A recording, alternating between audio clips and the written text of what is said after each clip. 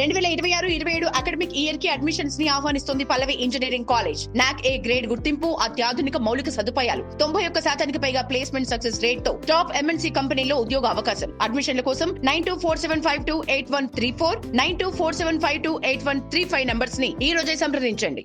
10వ తరగతి పాస్ అయ్యారా? డ్రైవింగ్ లైసెన్స్ ఉందా? భారత తపాలా శాఖ అంటే ఇండియన్ పోస్ట్ నుంచి స్టాఫ్ కార్ డ్రైవర్ పోస్టుల భర్తీకి నోటిఫికేషన్ విడుదలైంది.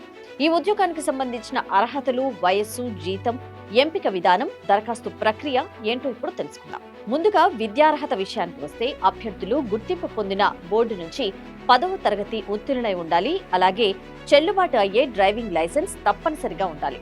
ఇక లైట్ లేదా హెవీ మోటార్ వాహనాలు నడపడంలో అనుభవం ఉండాలి.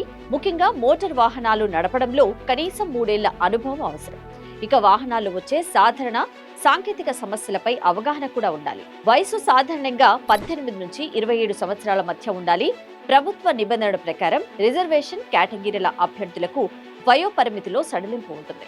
ఇక జీతం విషయానికి వస్తే స్టాఫ్ కార్ డ్రైవర్ పోస్టుకు పే మ్యాట్రిక్స్ లెవెల్ 2 ప్రకారం జీతం లభిస్తుంది. ప్రారంభ వేతనం సుమారు 19,900 నుంచి కాగా గరిష్టంగా 63,200 వరకు జీతం ఉండొచ్చు.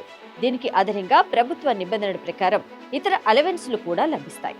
ఎంపిక ప్రక్రియలో ప్రధానంగా డ్రైవింగ్ టెస్ట్ ఉంటుంది. అభ్యర్థుల డ్రైవింగ్ నైపుణ్యం, ట్రాఫిక్ నిబంధనలపై అవగాహన, వాహన నిర్వహణకు సంబంధించిన పరిజ్ఞానాన్ని కూడా పరిశీలించే అవకాశం ఉంటుంది.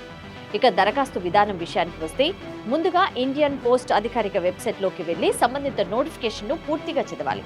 నోటిఫికేషన్ లో ఇచ్చిన దరఖాస్తు ఫారం ను డౌన్లోడ్ చేసుకుని అందులో అడిగిన వివరాలను తప్పులు లేకుండా పూర్తి చేయాలి. తర్వాత 10వ తరగతి సర్టిఫికెట్, డ్రైవింగ్ లైసెన్స్, అనుభవ ధృవీకరణ పత్రం, అవసరమైన కుల ధృవీకరణ పత్రం వంటి డాక్యుమెంట్లను జత చేయాలి.